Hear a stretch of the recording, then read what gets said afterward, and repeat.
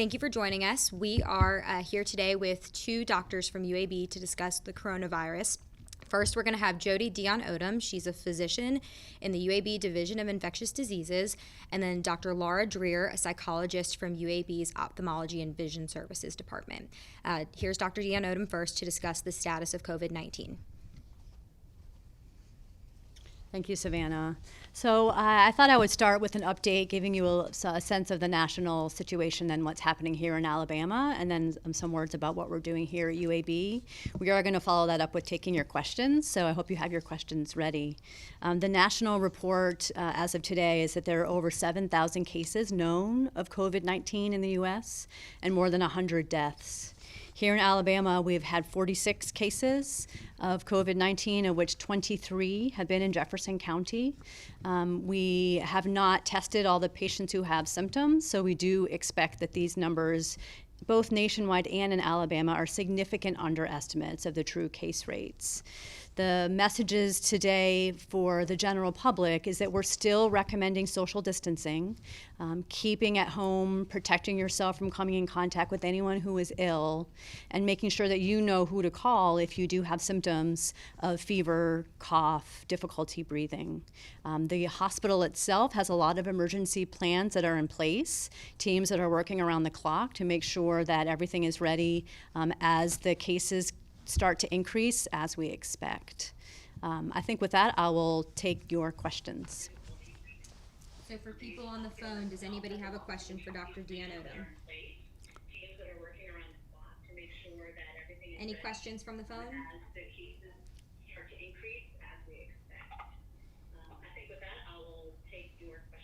Any questions from the phone? Okay. We will look and take some questions from Facebook. I guess a question that might be good to answer right now is, can you just discuss testing? Who should be getting tested? There's long lines for testing. Is there anybody that should or shouldn't, and what can we talk about that? So testing has still been a challenge for us. We are working to ramp up the options for testing, both in our state, in our community, and in our hospital. We do have some changes coming in the next few days, but right now the key is for people who are asymptomatic, who are feeling okay, who may have had a contact with someone who is ill, that they do not need to be tested or screened. If you're feeling well, practice social distancing, telework if you can, do not go out where you could potentially be exposed to this virus. For someone who is symptomatic, it's a good idea to call your doctor's office. We don't want people presenting to the emergency room for testing because our emergency rooms are already pretty busy. So the recommendation, if you're having a fever or if you're having cough, is to take care of yourself, get rest, drink enough fluids, and call your doctor for advice about whether or not you need to be tested for coronavirus. At this point, we don't have a treatment available for this virus yet. So 80% of people who have coronavirus have relatively mild symptoms, and many people may even have no symptoms. So for most of those people, they're not going to need to be in the emergency room or the hospital. They're not going to get severely ill. It's what happens when you get sick at home and you don't feel well and you have to take extra care of yourself and extra time. For people who are over 60, and particularly people with underlying medical conditions, those are the groups that we're the most concerned about. What our numbers are telling us is those are the groups that are most likely to end up in the hospital and have more severe disease. So if you're 65 and you have hypertension, or if you have diabetes, or if you have any other chronic medical problem and you're not feeling well, I do want you to have a conversation with your provider about what you should do if you think you have COVID. You're the type of person we're trying to protect from getting COVID, so we're being extra careful in the symptoms that you have. I'm going to open it back up to the phone to see if anybody has another question. Hello? Yes, do you have a question? Hi, yes. Annie Knapp with ABC 3340. Just want her to speak a little bit on social distancing. I know we've had more cases pop up with people under the age of 18. You should feel that people aren't really taking it as serious as they should. So people aren't maybe taking it as serious as they should. Yes. So the recommendation for social distancing is basically to keep 6 feet from yourself and anyone else that you're in contact with. So that is why schools and universities and many employers have closed their businesses, have closed their doors to avoid congregations of people more than 10 in any setting for social distancing. This becomes more challenging in your house, but within your house, you're just talking about household contacts. The key within your house is to separate someone who's symptomatic from people who don't have symptoms. But what you're asking to do is, what should young people do? Young people and older people have a hard time being home and have a hard time staying inside when they would rather be out doing other things. They are also recommended to observe social distancing. So it doesn't really matter what age you are. We're focusing a lot on the 65 plus, the 60 plus with medical conditions, because they're at high risk. But unfortunately, we do think that younger people are able to transmit the virus. So even if you are not in a high risk group yourself, you don't want to be a carrier of this virus to get someone else sick. So I think that's the best advice for people who would like to be out. There are other ways to communicate with people rather than being out altogether, and we will get back to normalcy. You can have that date in the group meeting in the future, but right now it's just not the safest time to do it. Great.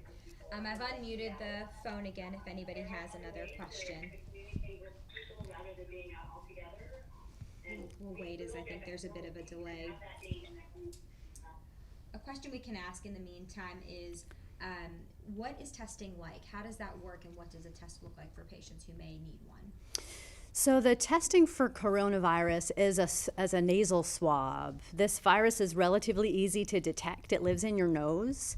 So if you have to have a test, it's not going to be a blood test. It's not going to be an invasive procedure. It's basically a cotton tip swab that your doctor or provider will put in the back of your nose. Anybody who's ever had a flu test, this is a very similar swab that we do for a flu test. The results are coming back within a period of hours to days, and there's a lot of anxiety in that time period after you've been tested. People ideally would like to know right away, and their doctors and nurses taking care of them, what that test result is. So we're getting a lot of calls from people to find out what those test results are. I can tell you that the labs are working as quickly and as hard as they can to turn those results back, so you can know as soon as possible whether it was positive or negative. But I also want people to remember that a test is a single point in time. So you may be negative on your test today, but if your symptoms develop tomorrow or next week, that doesn't mean your test won't be positive next week. So just remember, one single test doesn't rule out COVID-19 in the future. It just means the virus wasn't detected on that day. You may be negative on your test today, but if you're I'm going to go back and mute that. I think we're on a bit of a delay. Can you just explain to what the incubation period is like for COVID-19? So the definition of the incubation period is just the amount of time that passes for an infection between when you get exposed and when your symptoms start. So what we understand about COVID-19 so far is that incubation period is about 5 days. So in all the messaging we're trying to get out to the public, that means that if you were exposed to someone who had confirmed COVID on Monday, you are going to want to watch yourself for symptoms Tuesday, Wednesday, Thursday, Friday, Saturday. By Saturday, if you're still feeling well, the likelihood that you're going to come down with COVID-19 is lower. We do, in general, recommend a quarantine period of 14 days, just to allow for the fact that some people may not have symptoms at 5 days. They may have symptoms at 8 or 9 days. But that's why the incubation period is so important. It tells you the amount of time that it takes for that virus to build up to a level in your body where you start to feel ill. Another question from Facebook is, there's some concern and people are worried about avoiding UAB. And so, what should people who really do need to come to the hospital, say they have another emergency independent of COVID-19, what's that messaging like for them? What should they still know about coming to the hospital? It's a great question. I think one of the concerns for everyone is the stress that COVID-19 puts on a healthcare system doesn't just impact people with COVID-19. People will continue to have other medical conditions that will happen. So if you are ill, especially if you have a chronic medical illness and you're recognizing a COPD exacerbation, or you think that you have an abdominal infection, or you aren't feeling well for a variety of other reasons, you want to still reach out to your physician and talk with them about what to do. They are the best place to know your medical history and give you advice about whether or not you need to present to the ER. I think recognizing that the ER is under additional stress means that you don't want to go to the emergency room with small complaints. But if your physician is worried about you and tells you to go to the emergency room, that's absolutely the right thing to do. All these other things, the problems that people have, are still going to happen in this time period. And you don't want to wait or just ignore those symptoms until this passes, because it may be a little bit of time until we really get through this. So take care of yourself. As everyone is talking about COVID-19, don't forget to take your medicines and stock up on what you need to have to keep those chronic medical conditions well controlled. I know we're a bit delayed, but I'm going to open this up and we'll just wait for a moment if any media on the line have questions. So we'll just hold for 1 second.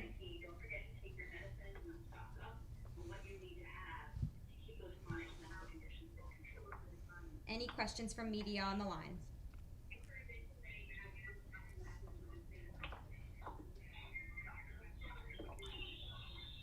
Any questions from media on the line? We'll go back to Facebook if not. Okay, we'll go back to Facebook. Somebody had a question just about hospital preparedness and what that looks like. I think there's a lot of concern from people who are just seeing a lot of reports about lack of supplies. What can you say about that? So what I can say, the word you're going to hear is PPE. Hospital PPE is personal protective equipment. This is what the nurses and doctors are going to wear managing patients with COVID so they don't get themselves sick and then potentially infect other patients. All the CDC and the national guidelines are giving guidance to every doctor and nurse and hospital about the safest way to manage COVID-19. So that's why you're seeing masks. That's why you're seeing gloves. Sometimes that's why you're seeing gowns. It's really to prevent the spread of this virus from person to person. So what we're doing at UAB is looking at all of our stocks of all those things, the gloves, the gowns, the breathing machines. How many do we have? How many are in stock? How many are in use? How many can we use if there's a surge capacity of a lot of patients who need extra supplies? That's the stage that we're at right now. And this is part of what that emergency preparedness team is working on. They're watching the supply very carefully. And if more is needed, they're getting more in. So we want to plan for the surge so that we have enough supply when it's necessary. We're going to take 2 more questions from Facebook. Somebody was asking, they saw vaccine trials were starting in Seattle. What does that mean? What do you think about vaccine trials? So the vaccine trial is incredibly exciting for us in clinical research. This is the opportunity to identify something to do to actually stop the virus in its spread. If we had an effective vaccine, we could prevent people who are coming in contact with COVID-19 from becoming ill. So this is a really great test for all of us to see if we can come up with this vaccine. It is true that there is a vaccine candidate that's now being tested in the United States. It's being tested in the US and in other countries. And the expectation is that this is going to be a small study looking at safety and efficacy. And we have defined pathways for how to study vaccines and how to study treatments in infectious diseases. So we're following those well-defined pathways to keep participants safe, but hopefully as soon as possible to be able to identify an effective vaccine, which will become the cornerstone of our response to fighting this virus. Last question is just, are there any chances this could mutate, and what does that look like? Someone from Facebook was asking. So mutation is a very common thing in viruses. What viruses do is they change over time. It's called adaptation. And they will change in response to changes either in the host, if they're living in a bird, if they're living in a human, or in changes that happen over time. So you can imagine it like a fight. The virus comes in, your body and your immune system starts to attack it, and the virus will mutate to change to get away from your immune system, if that makes sense. So we know very well the capability of viruses to mutate. What we can do, looking at the viruses of the people who have infection in the United States, is tell that they're all very closely linked. This is all the same virus that we're looking at. It's not a virus from before. It's not a virus that mutated from a long time ago. It really looks, our science is telling us, like this appeared in the world in November of just a few months ago, November of 2019. So we're managing now the outcome of this virus spreading so quickly around the world. It will continue to change. That's what viruses do, but we're not seeing evidence of it mixing, for example, with other types of viruses, the changes of the viral level are relatively small and being watched by experts in virology. Just a few more questions that have come up real quick. People are concerned about still coming for routine appointments. I know we kind of addressed if you do have to come to the emergency room, but people might be contacted by a provider soon that they're going to be rescheduled. What's your advice on that? I'm glad that you asked that question. So I did want to clarify what we're doing in our clinic and what many clinics are doing around the country is calling patients to say, if you have a routine follow-up visit scheduled, we don't want you to have to come to the hospital where you could potentially be exposed. We don't want you to get sick. What we're doing is working on systems that will have patients come in if they're ill or if they have urgent medical issues. So if you're not feeling well, it is still reasonable to call your doctor and see if there's a way that you can be seen on an outpatient basis. On the other hand, if you're feeling well and you have a regular every 6-month or every 12-month follow-up visit coming, your provider is going to probably reach out to you or someone from your provider's office and say, is it possible for us to reschedule this appointment for 3 months from now? We will refill all your medicine, and we're also working on telehealth options. So all of us in medicine are getting credentialed so we can do telehealth over the computer, so we can see our patients in that way and have a real-time interaction with them to check in on how they're feeling. And that process is being put in place very quickly. So don't be surprised if your doctor's office calls you and says you can't make your appointment next week because we're rescheduling them, but would you like to have a telehealth consultation? That's something that's a really great advance that we're able to offer for many people. Great advice. And then somebody just wrote in that they have a compromised immune system, and should they stay home? Can they go to the grocery store? I know you work with a lot of immunocompromised populations. Who should stay home? What should they do? Yeah, so in infectious disease we work with people with chronic immune compromise, either with an underlying disease or because they have cancer or they're getting chemotherapy. These people are the most at risk. These are the people that we're really trying to protect and not have them come in contact with this virus. So I'm telling all my patients who are immunocompromised not to go out. If they have someone else who can go grocery shopping for them, if they have the option of ordering out food and having it delivered to their home, these are all great things to think of. You have essential activities you have to do in your life, but reaching out to people around you, families, coworkers, to help you if you're immunocompromised, do some of these day-to-day activities is really, really critical. And I want to stress, I think early on we didn't know exactly how long this is going to last, and we still don't know. But I do think it's going to be longer than a couple of weeks. So as you're planning your life, if you're immunocompromised, I want you to think about who the people are that you can call on over the next several weeks, because you want to have plans to have enough food for that time, have enough medicine. My advice is basically don't be afraid to reach out for help and have others help you get some of these things done. Awesome. I think that's about all the questions we have for you, Dr. Dionne-Odom. Thank you for your time. Thank you. And next, we're going to have Laura Dreer. She's a psychologist here at UAB in UAB's Department of Ophthalmology and Vision Services. She's going to be able to talk about mental health and really give you some tips and advice on how to manage any stress or anxiety you might have over the next few weeks. Thanks, Savannah.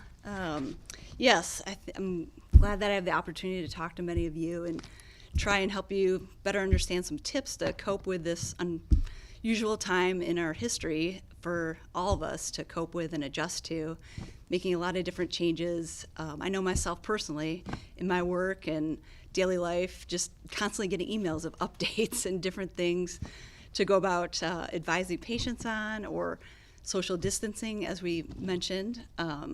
And those are some things that we haven't had to deal with or had to offer our patients or our family members, our loved ones, some advice on. And I think it's going to be more and more important. I think right now it's great because these awesome MDs are sharing with us how to raise awareness and also protect ourselves and detect and monitor how this is evolving in the community and to prevent community spread. But also, I think we're going to get in a delayed effect, and it's starting probably now for many of you and myself. How do you deal with some of that social isolation and loneliness, or just being kind of, that 6 feet distance and, working remotely and different things that we normally don't do as often, that stress, or your work, how to do that remotely, a lot of different factors that we're going to need to deal with and that are going to hit us more and more as we adjust to this as a society. I think some of the things I'm happy to share, I'm glad I have the opportunity to help our community learn some ways that they can kind of cope with that mental health, because many of you, as the stores and restaurants and other businesses are closing, gyms, things that we're used to with our regular routines, we have to learn how to deal with that at home. And I know a lot. I went out myself last night to do some shopping. I do think there's some things that we can share in terms of managing the adjustment process, especially for those, as Dr. Dionne-Odom mentioned, 60 and older that are at risk, greater risk for the virus. And I think that this is a time where a lot of people are at home. It can be a good thing and a bad thing. I'll say good thing. Gives you opportunity to spend more time, maybe if with your family at home, kids. You haven't had that time. And then also later on, there may be too much time with your kids or the kids with the parents. Kind of both, it can be good and bad.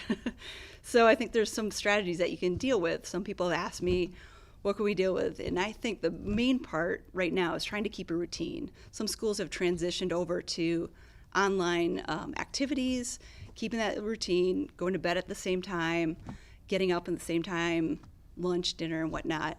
I think taking some breaks too, and doing some fun things. You have recess in the home or outside with appropriate distance from others. And you want that for your mental health, to reduce some of that stress and anxiety and just feeling cooped up. I think the other things in terms of with the older adults, if you can ask your neighbors, phone call them, how you doing, checking in on them, because a lot of them may not have access to internet or laptops, computers, phones with that capability or understand it. And we work in our Department of Ophthalmology and Vision Sciences with a lot of folks who have vision impairment, for example, and it's hard. If some of them are very well versed in adaptive equipment and software, but others have a hard time using that. So reach out to your neighbors, try and check in on them, and if you're going out grocery shopping, touch base with a couple of neighbors. Maybe that's one person going versus 5 others into a store. We have some Stop really good there. questions from Facebook, so Okay. I can start asking those too. A really good one is, should I limit my consumption of media? I think it's probably overwhelming for a lot of people, the constant flood of outlet news. So how can they manage that type of stress surrounding That's updates? a great question. I know I've been dealing with that myself because we want to stay updated. At the same time, too much information kind of makes you worried and a little bit fearful. And you want to get the information, too, from the appropriate outlets, too, because there's a lot. People are Googling things. You want to go to, like, the CDC, our website at UAB on the virus. And I think, like, limiting that. You want to keep up to date, maybe once or twice, beginning, end of the day, watching the news or checking in. But throughout the day, if you have that on, you're going to probably feel stressed more and more. And there's commentaries and just opinions that you want to probably limit that. And especially if you have kids at home where they're listening to you and they have that on, they're going to get maybe a little afraid or worried about that and not knowing how to process that information. And it's very important. A lot of us have had some questions about how do you talk to kids. And I think that's an important part too, where if they do ask you a question, which is reasonable, they may have their other friends texting and emailing or whatnot. I think it's important to be straight and honest with them. And you got to meet them at their developmental level to talk to them about some of these concerns. But being upfront, you're setting the tone as a parent of how they're going to react and respond. So if you communicate with some calmness, they're going to see that and be like, okay, mom and dad or grandma and grandpa they seem pretty calm, so I'm going to be calm. So that's a great question. If you're away from others, how can you help people that are feeling anxious but you can't physically comfort them? What are some ways that, you know, those who might have a friend in another city or a parent, how can they help them through this time of anxiety? That's a great question, too. I'll give you a personal example. My folks are up in Michigan, and so I'm keeping in touch with them. They know how to work the FaceTime. They have it on their phone. They also have another person doesn't have FaceTime on their phone but does Skype. So the social media is a great way to actually see somebody. You can smile, and that kind of feeds off each other. Telephone, we all hopefully have some telephone, or even going back to old school, writing a letter you haven't written to somebody. That's an activity you could do just to keep in touch. But I think the telephone, checking in on your neighbors, your family, different states or whatnot, is an important way to keep in touch and check in on them. And by the way, tagging on to my parents, like I'll check in with my neighbors even around with them and just see, hey, if my folks need something, are you there? And they've been awesome. So try and keep in touch, because when you don't, that's where people can really get isolated and lonely. Great. Another question is maintaining routine in the home. A lot of people are now navigating sharing a space with their spouse or their kids and still having to work a full-time job. So do you have any tips for navigating, someone's asked how to be at home fully and balancing a lot? How to balance being at home? Yes, I think having that regular routine is important as best you can. I know that's easy to say, and I know it's probably hard too if you're working or you have to care for somebody else. I think going to bed at the same time, having the meals at the same time would be helpful to keep those routines, especially with the children and others that are in your household. I think if you do have others in your household, some of our patients are caring for grandparents or a parent, adult, or their kids. And I think getting those medications, other things to alleviate some of that stress ahead of time is important as well. If they have a medical condition or a mental health condition, just to get them over that long haul. We're not sure how long this will last, but just taking it day by day and not dwelling so much on the future. I think it's just a better way to handle it is just what are we going to do today and how do we get through that? Awesome. I think that's all for our questions. Okay. So we're finished with that for today. Thank you for joining us, and we're going to continue to provide regular updates to everyone in the community. We'll be in touch when we will do this again, likely tomorrow and Friday.